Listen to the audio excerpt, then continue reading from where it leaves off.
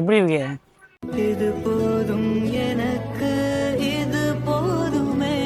நைட்ல சாப்பிட போலாம் சொல்லிட்டு எங்க பாரு நான் என்ன நிலைமையில உட்காந்துருக்கேன் பாரு.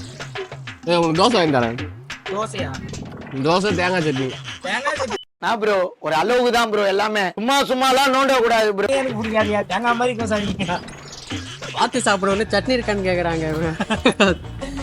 வாத்து நான் சாப்பிட